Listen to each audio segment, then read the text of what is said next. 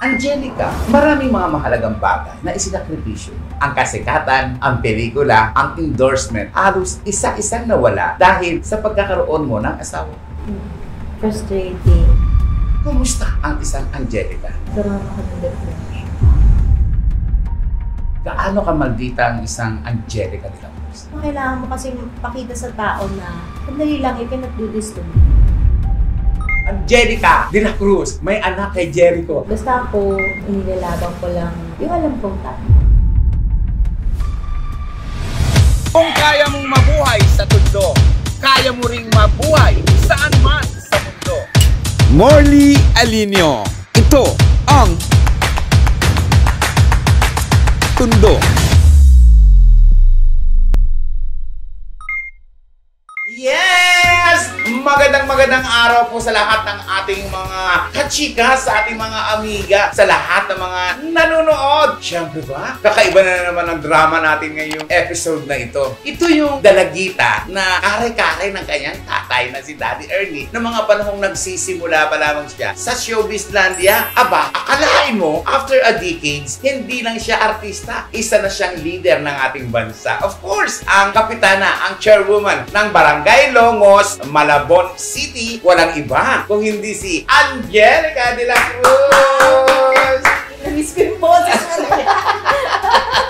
Ang tagal na. Ang tagal na natin hindi nagkikita. Kumusta ka na? Mabuti naman. Ano ang mga pinagkakaabalahan mo ngayon? Well, aside from everyday ako dito sa office, syempre my kids. Kasi nag-back to school na sila eh. So, back to activities na rin sila. Aside from school, syempre ang nanay, kailangan silang ihatid sa mga voice lessons, guitar lessons, swimming lessons, lahat ng lessons. So, it takes up most of my time.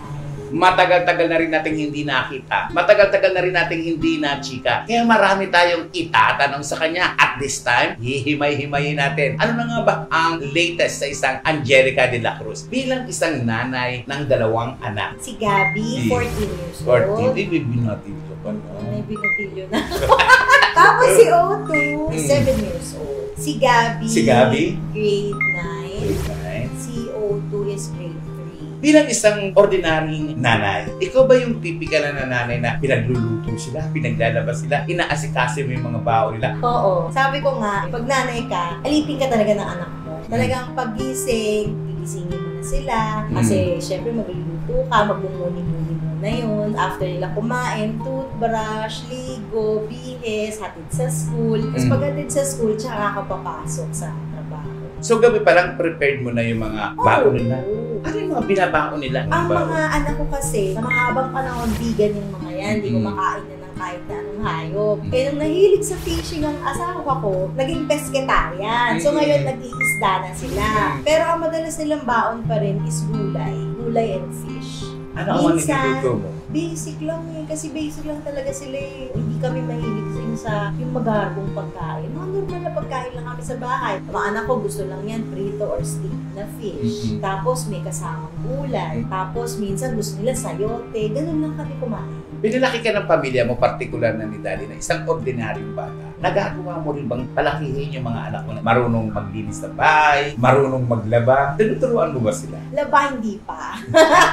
Hindi pa. Maglinis ng bahay, oo. Ilinis sila ng bahay. Tapos ang ano ko sa kanila, syempre maglalaro. Dalawang lalaki, so magulo. Messy sila, di ba? Lalaki. Pag naglaro yan, parang kinalay kayo na yung kwarto nila, magulo. Ang ano ko sa kanila lagi, kalat mo, linis mo. Kalat mo, linis mo. Oh, parang slogan eh. Parang slogan. Pero dapat kasi sa bahay magsimula yun eh. Habang bata pa lang, may training na sila na pag yung kalat nila, linisin nila. Angelica, kailan ka ba ikinasal mo? 2000, mag-18 years 18 na kami. years na kayo ni Orion. Sa kayo nagpakasal nun? Sa Bicol. Ba't ang layo? Oo.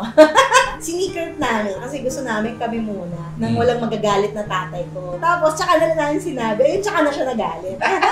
So, ibig sabihin, hindi alam ni Daddy Ernie. Paano nangyari yun? Anong kwento Pero nun? naman yun, napaka-protective ng tatay ko. Alam namin, may higpit si Daddy. Ang ano namin, enjoyin muna natin to ng tayo lang. So, nagpakasal kami. Tapos, after how many months, tsaka na namin sinabi sa tatay ko. Kaya pala walang naglaba sa mga pictures. Wala. Tapos, nag-church wedding din kami. Saan ang church wedding niya? Sa Midlands, Tagaytay. doon naganap ang sosyalang kasalan. Kasama na si Daddy. Simple lang. Pero kasama na si Daddy, Oo, no? nasimula, umpisa ng kasal hanggang umalis siya, umiiyak lang siya nung umiiyak. Kasi hindi na niya kinaya, siguro napagod na siya kakaiyak. After niya kumain, alis na ako. Hindi niya tinapos yung reception kasi talagang maging magana yung mata niya. Magang-maga ang mata, iyak ng iyak. Iyon ang itsura ni Angelica ilang years na nakakaraan na kung saan si Daddy Ernie ay naging bahagi ng kamatayan ng COVID. Angelica, ano ang eksaktong kwento ng pagkamatay ni Daddy at ano ang naging reaction? Height ng pandemic. Yun yung time na simula pa lang yung pandemic, yung mahigpit pa sa mga ospital, yung wala pang vaccine, yung nagkakagulo pa yung mga tao. Siyempre, madalas kami nasa barangay kasi kami nagre-repack ng mga ipinamimigay namin sa tao, ganyan. Dati kasi matigas ang ulo eh. Siyempre kami nakamask, tapos yung face shield pa nun, hindi pa nga yung mga bago, yung mga unang labas. Di ba yung mga unang labas na, oo, yung takip-takip, tsaka yung masakit sa ulo. Tapos si Daddy kasi, nahihirapan siya pag nakamask. Ginagawa niya, tinatanggal niya yung mask, tinatanggal niya yung face shield niya. So, na-COVID si Daddy. Nirush namin siya sa hospital. After mga ilang days sa hospital, pinatawagan kami ng madaling araw. Hindi ko pa nga una nasasagot kasi nag-aasikaso ako sa mga bata. Tapos nung pagsagot ko ng phone, yun nga sinabi sa akin na si Daddy daw nahihirapan na huminga. Kailangan daw na natubuhan. Siyempre, pinuntahan namin. Although mahigpit sila noon, pinuntahan namin. Nakausap ko siya sa phone.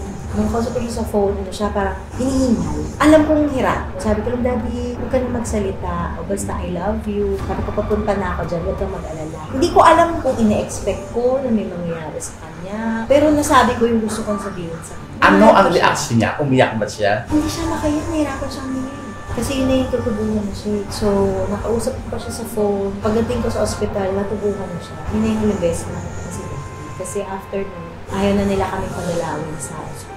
Eh, may pitong time na yun eh. Buti nga pinayagan kami na parang magpaalam o makita siya bago siya tutuhan. Pagpapaalam, isang masakit na kwento sa bawat tao. Noong mga panahong nagpaalam si Daddy, ano, saan, at kumusta ang isang Angelica? Karoon ako ng depression. Kasi si Daddy, siya din yung BFF ko eh. Yan yung unang gigising sa akin sa umaga sa telepono na ubangon na, pasok na sa opisina. Tapos siya rin yung huling taong kausap ko sa telepono. Madalas nga, pag matutulog kami, kasi yung mga anak ko, katabi pa rin na matulog yan eh. Ako, si O2, si Gabi, si Orayo. Dalas pa nga yan si Orayo. Uy, honey, tulog na tayo. Sabi mo, Daddy, good night na, yung gano'n. Kasi gano'n kami. We were very, very close. So talagang nawala siya. Nawalan talaga ako ng hindi lang ng tatay, kundi ng mentor, ng close friend. So, it was very, very hard on me. Depression, isa sa pinakamalalang kaaway ng isang tao. Pinakamatindi at mahigpit na sumisira hindi lang sa kaisipan kundi sa puso at maging sa katawan. Paano mo ito napaglabanan? Well, at first mahirap. Pero siguro, swerte lang ako na may support system ako. Nandiyan yung anak ko, yung asawa ko, my mom, my sister, and the thinking that I have to be strong for my family. It was always there. So, kahit ano mangyari, ay hindi, kailangan kong kayanin to. Kailangan kong talunin tong depression na to. Kasi maraming instances na yung depression, tinatalo yung tao. Maraming ganun. Marami. Ako talaga napapayag. Tatalunin ko yung depression ko. It's because I have people na umaasa sa akin. In fairness, nawagian ko naman siya. Kaya lang syempre, the pain of losing a loved one, totoo, it gets better with time. Pero nandun siya. It's always there. Ang sakit ay nananatili at laging nariyan. Sakit na minsan isang panahon sa buhay ni Angelica, hindi niya akalain na makakaya din niya. Ito yung mga panahong nagkaroon din siya ng sakit na COVID. Ano ang nangyari nung magkasakit ka? Sa uri kasi ng trabaho ko, syempre, sa barangay, expected ko na yun eh. Na hindi ka pwedeng hindi magkaroon ng COVID dahil ng height ng pandemya dahil ikaw ang sumasalubong sa tao. That was expected. Pero syempre, ang nakakatakot kasi sa akin and nakaka-guilty on my part is I have children. Diba? I have kids. So, kung ako lang mag-isa, okay lang eh. Kasi parte ng trabaho ko yun na nandito ako eh, diba? Kaya lang nakaka-guilty doon yung minsan hindi ako umuwi sa bahay na mag-asawa. Doon lang ako sa isang bahay na dito. O kung nakakulong lang ako sa isang kwarto dito kasi ayoko mag-asakit yung mga anak ko. Paano yung mga bata? Paano yung paghahanap ng mga bata? Nandun naman si Daddy nila. Kasi syempre pag kung may COVID ka, quarantine ka, hindi ka talaga pwede yung talagang tawag-tawag lang ako sa telepono. Kahit sa trabaho, tawag-tawag. Eh, paano yung mga barangay mo dito? Meron naman mga staff dito. It would be irresponsible of me na pumasok na may sakit ako, di ba? Dahil makakawa yung mga tao. Talagang bawal, syempre. rin. Bawat Pilipino, hindi lang Pilipino, all over the world, may nag-iiwang kwento, may nag-iiwang aral sa buhay ng isang tao, ang COVID. Ano natutunan mo dito matapos magkaroon tayo ng pandemya? To take care of your health, although now, medyo hindi ako nag-exercise kasi I'm always busy with work dito. Pero, you should give time for yourself. You have to boost your immune system. You have to be there for your loved ones. You have to not only be there, but also be vocal sa kanila na mahal mo sila. Kasi, ang natutunan ko ng COVID, lalo na sa pagkawala ni Daddy, hindi mo alam kung kailan ka mawawalan ng mahal sa buhay. So, habang nandyan sila, show them your love. Habang nandiyan, show your love sa isa't isa. Ipakita mong mahal mo sila. Ipakita mo kung gaano sila kahalaga sa'yo. Angelica, maraming mga mahalagang bagay na isinakripisyo, lalo na partikular nang ikaw ay mag-asawa. Ang kasikatan, ang pelikula, ang endorsement, halos isa-isang nawala dahil sa pagkakaroon mo ng asawa. Tama po ba? Normal naman. May pinagsisisihan ka ba? Wala po.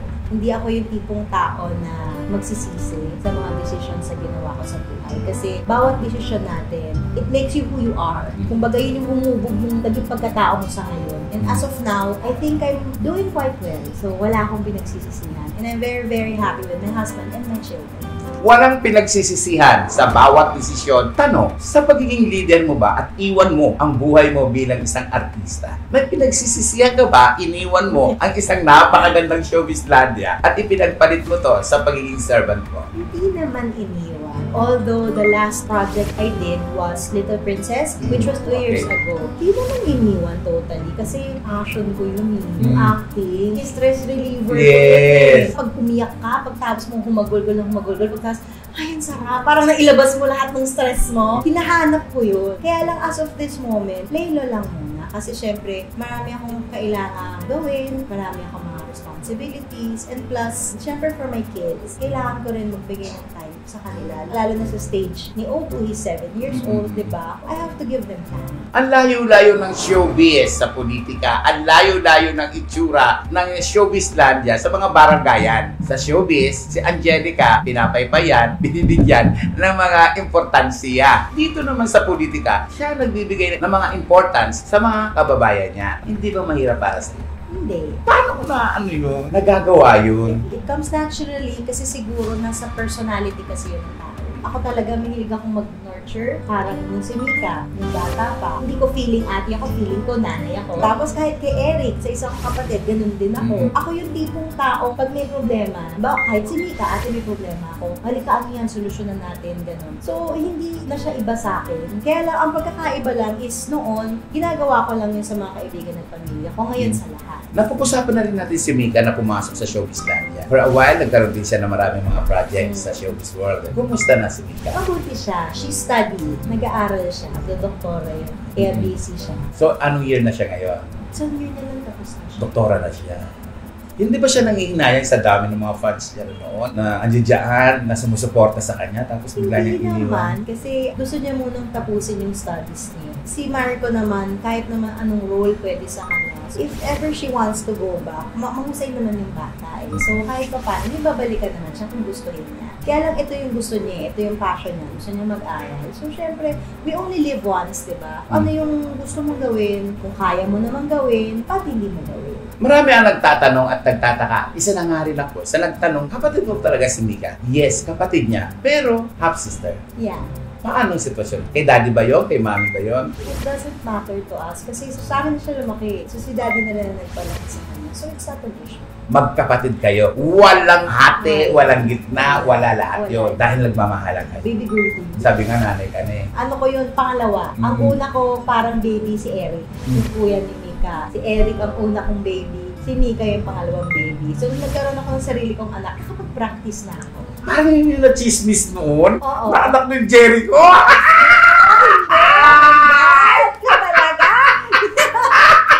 Naalala ko! Di ba na-chismis noon? Angelica de la Cruz, may anak kay Jericho. Yun na pala yun. Oo. Eh, kamukha ko pa naman si Mika. Oh. Tsaka hindi, feeling mami talaga ako. Hilig nga ako mag-alaga. Yun yung personality ko eh. Oo. Bigla ko naalala yun. Oo, issue dati. Yun na nakakatawa. Oo, nakakatawa. Kasi ang nanay ko naman, ako kasi daddy's girl. Si Mika, yun naman ang paborito ng mami ko. So pag may nagtatanong sa kanya, kung halimbawa na, anak mo ba si Mika? Galit yung nanay ko, that's my daughter si Rosa. Yung sila parang, uy, anak mo rin ako, no? Ano yun mo rin naman ako? Hindi yung iisipin mo lang na inaagaw yung anak mo. Ngayon lang natin pasasagutin si Angelica. Madalas kasi noong mga panahon ng kanyang kabataan ay si Daddy Ernie ang sumasagot, nagre-react. Gusto kong diretsang itanong kay Angelica, hindi mo ba talaga alam si Mika? Grabe. Siyempre hindi, no? Tsaka kung anak ko yun, di sana proud ako, no? Bait kaya ng bata ni Mari ko. Naniniwala naman Tsaka ako. how I wish, anak ko siya, sila ang anak ng babae. Puro lalaki No, yun. dalawa. Kaya alam ko parang too late na. Hindi ka na lang ako aasa na magkababae in the future. Bakit nga ba hindi mo tinatlo? Parang sa age ko, parang ayoko na ng isa pa. Bakit? Ayoko na umabot ng 50s, tapos meron pa akong 10-year-old, di ba? Bakit? Pwede naman yun. Pwede, pero hirap naman. Masaya na ako sa dalawang anak. Pero kung di mo masabi, Malay mo. malay mo. Tamaan. Diba? Ibigay ni Lord. Diba? Pag binigay ni Lord, eh, thank you. Pero pag hindi, andyan naman yung mga kapatid ko. Kasi gusto ko talaga ng baby girl. Eh, since wala nga akong baby girl, maasa na lang talaga ako sa mga kapatid. Speaking of baby girl, sino mag-aakala na girl ang mamumuno sa Longos pagkatapos ng isang lalaki? Sinadya mo ba yan? Ano ba ang sitwasyon? Bakit napunta ka sa politika? Ako kasi niniwala ako na pag para sa'yo, para sa'yo. Pag hindi para sa'yo, kahit anong tumbling gawin mo, hindi para sa'yo. So siguro talaga this is for me. Pero inaral ka ni Daddy Ernie Meaning, na tinuruan ka kung anong dapat gawin o nakikita mo lang sa kanya? nakikita ko kasi observant ako. And syempre, inaral ko din. Tinuruan ako, inaral ko. Nakikita mo naman yung mga table ko, ang daming books. Kailangan talagang nasa puso mo siya eh. Pag wala siya sa puso mo, hindi mo siya magagawa na. Speaking of books, alam ba ninyo na si Angelica sa edad niya ngayon, sa kabila ng kanyang pagiging busy bilang kapitana na Barangay Longos, ay nag-aaral pa rin siya? Ako, nag-aaral ako ulit. Anong course? Public ad po. Saan? Online po yung school. Bakit naisipan mong mag-aaral? It's always nice to learn new things. Para tayong sponge, hanggat kaya na mag-absorb ng knowledge, eh maganda yun. Mas marami kang alam. Ay, kumusta na yung kulinary mo? Masarap naman ako magluto. Masarap naman ako magluto.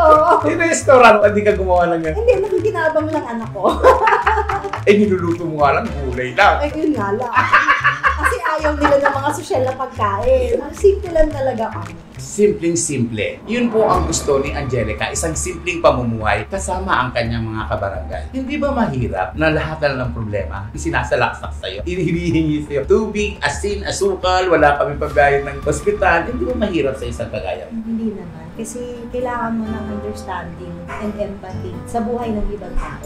As long as naiintindihan mo, nauunawaan mo yung pinagdadaanan nila, hindi mahirap na maging bukal sa loob mo na tumulong. Yun naman yun. Bukal sa loob na tumulong. Chismis ko lang po sa inyo ha. Eto, may chismis ako sa inyo. Noong huling punta ko po dito sa barangay nila, yung barangay nila, baku-baku pang pagkakasimento niyan. Ang lakas ng ulan, tapos yung kanilang bubungan sira-sira pa. Aba, nagulat po ako ngayon. Sosyalera, may bagong building na pinagagawa. Tapos itong kanilang barangay hall, ang ganda. Sa term mo ba nangyari lahat itong mga pagpapaganda? Sinimulan ni Daddy, tapos pinagpatuloy. Gusto ko kasi one-stop shop. Yung barangay compound, nandun na lahat. May health center, may 24-hour center, may burulan, disaster building, tapos meron din kami police station sa loob ng barangay compound for emergencies na kailangan ng police. Nandyan lang. Kompleto kami. Tapos ngayon, nagpagawa pa ako ng classroom para sa ALS. Talaga? Mga out-of-school youth. Ang next namin ano is yung SPED for mga special children.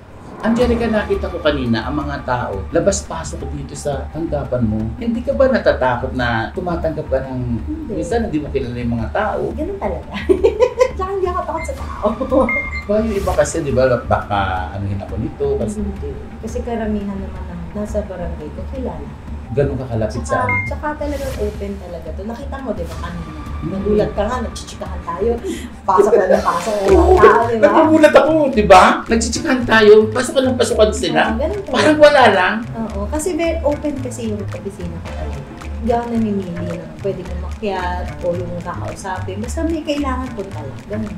Na alam mo po, nakakaloka ang opisina ni Angelica. Kanina, umupo ako. Aba kung sino-sino yung mga pumapasok. Papatingin ako. Si Angelica naman. Pero chika. Chika. Parang wala ka lang. Normal yun eh. Uy, iba hindi Well, sa akin, normal yun. Yung iba hindi tatanungin mo na, ano pong gagawin ninyo? Ano pong kailangan ninyo? Mga ganun-ganun. Sa'yo, ang dali Mas maganda kasi yung ganun. Mas maganda kasi pag ako yung diretso makausap. Para sa tao ko mismo marinig ko ano yung problema, ano yung kailangan, ano yung pwede kong gawin, ano pwede kong maitulong, di ba? Malaking factor ba ang pagiging artista mo? Bakit naging ganyan ka sa mga tao? I don't think so. Kasi iba yung mundo ng pag-aartista sa ginagawa ko ngayon. It's very different. Ako kasi, wala akong pinipili. Lahat kinakausap ko, lahat chinichika ko. At yun ay namana mo kay daddy, yung PR na yun. Everybody's welcome. Kasi pag hindi mo kinausap yung tao, hindi mo malalaman kung anong kailangan eh, di ba? Kung dadaan lang sila sa mga secretary o dadaan lang sila sa mga staff mo, iba pa rin yung ikaw yung kausap eh. Mas mabilis mong maiintindihan, mas mabilis mong masusolusyon. Isang kwentong ating bubuksan. Kukurot lang po tayo o papadaplis lang tayo dahil ayaw nga niyang pag-usapan. Pero sabi nga, sasamantalahin na natin yung pagkakataon nito. Ito yung kwento na minsan isang panahon, iniyakan, nagalit, at gustong lumaban ng isang Angelica. Ito yung mga panahong binawi ang buhay ng kanya nakababatang kapatid. Kumusta na ang kaso? Ongoing pa rin. Matagal. Frustrating. Pero syempre, I owe it to my brother to see it through. Basta ako, inilalaban ko lang yung alam kong tayo. Ilang years na ang nakakaraan? More than 10 years. More than 10 years na. Pero hindi pa umuusad ang kaso. Umuusap na. Pero may gusto ka bang ipanawagan? May gusto ka bang sabihin? Kaugnay ng kaso ni Edward? Wala na. Nagpapakita ba si Edward? Hindi. Wala akong ganun eh. Si daddy ba nagpaparamdam din? Ako nga yung humahanap sa kanila, ayaw nila magparamdam sa akin. Dalawang beses ka na nasaktan, 2 beses ka na iniwan ng mga taong mahal mo. Ito na ba ang masasabi mo pinakamabigat na problema ang dumating sa buhay? Ako yun talaga yung fear ko ever since dalaga ko, yung mamatayan. Eh since twice na siya nangyari sa akin, dapat ko nga pala talaga siyang ikatakot dahil masakit. I mean, kahit naman siguro sinong nanonood, may karanasan na gano'n, mamatayan ng mahal sa buhay, alam nila na totoo yung sinasabi. Mahirap mamatayan ng mahal sa buhay. Kaya lang, wala kang choice eh. Death is normal. Lahat tayo dun pupunta. You just have to be strong for yung mga natitira mong family members, strong for the people you love, strong for the people around you. Kagaya ng sabi ko kanina, it gets easier with time. Just be patient. Yun lang. Gaano ka ba ka-strong sa pagharap sa problema? I'm strong. Ano ang ginagawa mo? I'm very strong. Tsaka, pag may problema, head-on ko siya hinaharap. Hindi ako yung in denial. Pag may problema, gusto ko agad ayusin. Gusto ko agad solusyonan. Tsaka ako kasi yung tipong tao na lahat ng problema, lahat ng hindi pagkakaunawaan, pwede natin pag-usapan ng maayos. Kung may isang salita na gusto mong sabihin sa sarili mo, ano ang gusto mong sabihin sa sarili mo? Gusto ko sabihin sa sarili ko, kaya mo yan. Ganun lang, kaya mo yan. Kasi lahat naman tayo strong inside. Kailangan lang talaga kayanin mo whatever problems man na dumating sa buhay mo. Kailangan ganun ang mentalidad mo. Kakayanin ko to. Ano naman ang weakness ng isang Angelica? Weakness? Pag ang mga mahal ko sa buhay may gusto hindi ako makahindi. Madali ako malambing. Weakness ko yun. Ang dali mong hingian. Lambing. Nalambingin ka lang. Ay, anak ko, mommy, ganyan. Okay, asawa ko, honey, ganyan. Okay, mami ko, Sunny. Okay, mami. Si Miko, ate. Okay. Si Eric, ate. Okay. Pero ano naman yung madalas mong pinagsisisihan? Ba't ko ba ginawa to? Ba't ko ba nasabi to? Wala. Di ako yung tipong tao na nagsisisi pag may nagawa ako. Mag-apologize ako pag may nagawa akong mali. Pero hindi siya para pagsisiya kasi nagawa mo na eh. All you can do is apologize for your mistakes eh. Useless kasi yung sisi. Para sa akin useless emotion yung nagsisisi ako. Dapat di ko sinabi. Hindi, when you're wrong, you apologize. Hindi ka ng tawa, di ba? Harapin mo yung maling ginawa mo. Useless na magsisi ka lang. Para sa'yo, ano ang pagpapatawad? Yung hindi mo lang sinabi na I forgive you. Yung hindi yung talagang nilet go mo kung ano man yung emosyon na hindi magandang nararamdaman mo sa tao. Kasi yung ibang tao kasi, okay na, pinapatawad na. Pero mas maka rin loob. Di ba? May mga ganun eh. Sa akin hindi. Pag sinabi kong okay na tayo, totoong okay na tayo. Hindi ako yung magpapaligoy-ligoy. Pag sinabi kong huwag mo muna ako kausapin, galit pa ako sa'yo. Palipasin mo. Maldita ka ba? Oo. Gaano ka maldita ang isang Angelica de la Cruz? Sa akin naman kasi nagiging maldita lang ako pag kinakailangan. Tulad na? There are times na kailangan mo kasi pakita sa tao na sandali lang, you cannot do this to me. And do not do this to me kasi ako, nire-respeto kita. Hanggang saan sa'yo ang salitang forgiveness? Depende siguro. Hanggang saan ka pwedeng magpatawad? Depende siguro. Hanggang kailan at hanggang saan ka pwedeng magalit? Wala pa akong naano sa limit eh. Hindi ko pa nasusubukan yung matest yung limit ko. Wala pa. Pero pag dumating yung bagay na na-test na yung limit mo, ano kaya ang posibleng gawin ng isang Angelica? Hindi ko alam. Paano ka ba magalit? Ano kasi ako, irrational kasi akong tao. Hanggat pwede kasi yung pag-usapan, pwede tayo mag-usap. Hindi ako yung mahilig manigaw, magmura, yung magalit ng yung bonggang-bonggang, sabog. Ayoko nang ganun. Paano kung niloko ka? Ano unang nagiging reaction mo? Makausapin ko yung tao, bakit mo ginawa to? May kailangan ka ba? Gipit ka ba? Bakit kailangan? Pero dumating na sa punto ng buhay mo, of course, na naloloko ka. Oo naman. Kinakausap mo lang sila. Kasi may rason yun eh, di ba? May rason yun eh. Hindi ka naman gagagawin yan kung unang-una hindi mo hinayaan. Pangalawa, kung hindi siya nagigipit, kung wala siyang pangailangan, pwede naman pag-usapan. At dinadaan mo sa diplomasya. Of course. Useless makipag-usap pag galit. Ako hanggat galit ako sa tao, hanggat pwede ko akong umiwas na mag-usap, huwag muna tayo mag-usap. Pag okay na ako, tsaka tayo mag-usap. Kasi ako yung tipong taong ayoko makapagsalita ng masakit sa kapwa ko. Eh syempre pag galit na galit ka, minsan hindi mo mapigil yung emotion mo, di ba? So, palipas mo lang ako, isang araw, 2 araw, para lang mapag-isipan ko. Tsaka tayo mag-usap. Angelica, marami nagtatanong at nag-iisip. Katapos ng barangayan, pwede bang mag-level up ba ang isang Angelica? Ayoko na mag-isipin yung mga bagay. Gawin ko lang muna yung mga dapat kong gawin. Tsaka ko na pag-iisipan yan. Wala pa ako sa point na dapat na yan yung isipin ko. Wala na tayo. Andito ako, ito muna iisipin ko. Ganun mo. Isang tanong ang ibibitawag ko last. Ano ang katuturan ng isang pagiging chairwoman sa isang barangay na kanyang nasasakupan? Mahirap siya na trabaho, sa totoo. It is very hard kasi kagaya nga na nakita mo kanina, walang pinipili. Lahat talaga ng tao kinakausap ko, lahat ng problema maririnig mo. And hindi lang yun. Hindi mo lang dapat siyang pakinggan. Dapat mo siyang solusyonan. Dapat mo siyang tulungan. It's a hard job, pero rewarding siya kapag nakita mo may mga tao na tutulungan. Rewarding yun. Rewarding, pero kailan mo naman bibigyan ng reward? Yung mga fans mo na nag-aantay na sa'yo na, sana si Angelica mapanood na namin. Sana si Angelica bumalik na sa teleserye. Ano na? Wait lang, papapayat mo na. Papapayat mo na ako sandali. Wala ka sa kondisyon. Ilagay ko wala ka sa kondisyon. Oo, pero definitely babalik ako kasi that's my passion. Passion ko yun. Ay, oo nga, alam ko napansin kita kanina. Chuma-chubby ako. Ayoko nang taping ng ganito ako ka-chubby. Papapayat mo na ako. Bakit ka ba naging chubby? Nag-start ka nung namatay si daddy. Na-depress ako. Kain ng kain. Ay, ang depression mo. Kain ka na ng kain. Emotional eater ako. Tapos hindi na ako nag-exercise, gano'n. Tapos yun na siya. So, tsaka na po. Kasi malalait na naman. Malalait na naman. Jubis naman yan. Adjubis? Oo, alam mo naman. Pero hindi naman, maganda ka naman pa-jubis. Kahit na, iba pa rin yung ayatola ka. Pero maganda ka pa rin. Pero mga netizens, diba, ang jubis na niya. Ay, siya ba? Alayari. Siyempre, kasi stress naman ako nun. Ang hirap naman nito. Papapayat po muna ako. Tsaka ako magbabalik. So, ang ating mga viewers, ang mga mahal mong mga fans na nag-aantay sa'yo, may gusto ka ba sabihin sa kanila? Ay, maraming salamat po doon sa mga nakakami sa akin kung meron man. Thank you very much. Soon. Soon na. Yun lang talaga nasabi ko. Soon po. Maraming salamat, friend. Thank you. At syempre sa lahat ng mga viewers mo, thank you very much. Maraming salamat po for having me. Thank you. Thank you so much. Ayan, panibagong chikahan, panibagong kwentuhan, ang saya-saya. Ako, ang tagal namin hindi nagkita nito, kaya na magkita kami. Eto, kwentuhan to the max. At syempre kasama kayo. Ako po si Morley Alinio na nagsasabi kapag nabuhay ka sa Tondo, mabubuhay ka saan mang panig sa mundo. Kung kaya mong mabuhay sa Tondo, kaya mo ring mabuhay saan man sa mundo.